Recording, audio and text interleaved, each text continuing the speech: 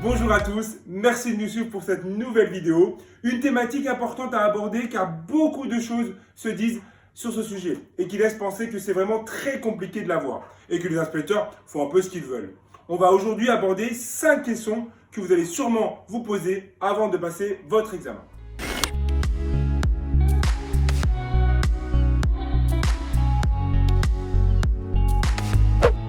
S'installer, ce n'est pas seulement mettre sa ceinture, c'est aussi s'assurer qu'il n'y a pas d'anomalie sur le tableau de bord avant de partir.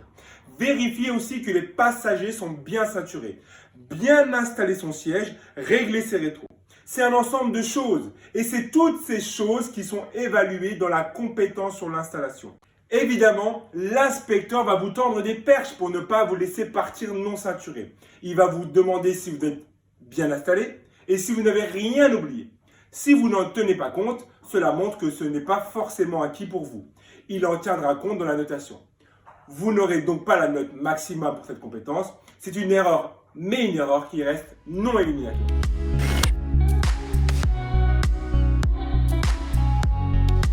L'intervention, que ce soit sur le volant ou les pédales, c'est vraiment le dernier recours qu'a l'inspecteur pour assurer la sécurité.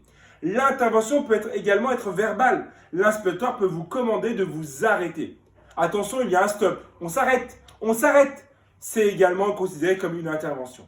Et le fameux « j'allais le faire », si on le fait, c'est vraiment au dernier moment. Si vous ne l'avez pas encore fait, lorsque l'inspecteur intervient, c'est que ça l'est trop tard. Donc oui, on peut dire qu'une intervention sur le volant ou sur les pédales, c'est éliminatoire.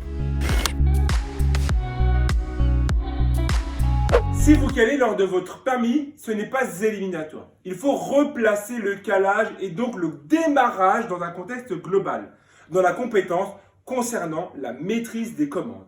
Et sur cette compétence, l'inspecteur va vous évaluer sur un ensemble de choses. Donc, en gros, caler une ou deux fois durant l'examen, ce n'est pas éliminatoire en soi.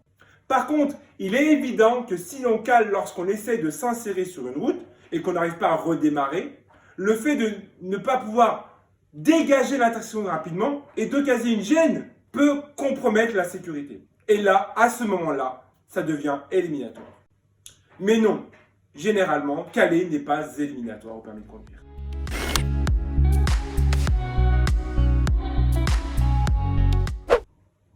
Vous n'êtes pas évalué sur la façon de tenir votre volant, mais sur comment vous adaptez votre trajectoire en fonction des événements que vous allez rencontrer. Une bonne position des mains sur le volant est essentielle pour pouvoir réagir au cas où il y aurait un problème.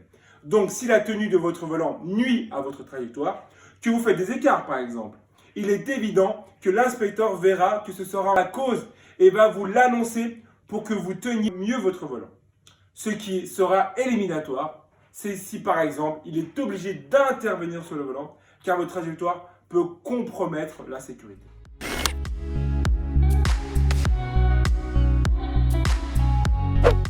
La manœuvre demandée, c'est le demi-tour et non le demi-tour en 3 temps. Si le jour du permis, vous ne réussissez pas à le faire en 3 temps et vous le faites en 5 ou en 7, peu importe. L'important, c'est de réussir à vous retrouver dans le sens inverse et ce, en toute sécurité. C'est-à-dire en maîtrisant l'allure de votre véhicule, sans monter sur le trottoir et en vérifiant si des usagers sont autour de vous. Bref, tout ce que vous a appris votre moniteur. Et peu importe le nombre de fois, de temps qu'il vous faut. Voilà, c'est fini pour aujourd'hui. J'espère qu'on a pu lever certains doutes sur des questions d'erreurs éliminatoires au permis de conduire. Nassim reprendra le relais demain en vous répondant à d'autres questions que vous posez sur des autres erreurs du permis de conduire. Mais en attendant, n'oubliez pas de liker, de vous abonner à notre page et on se retrouve demain pour une nouvelle vidéo.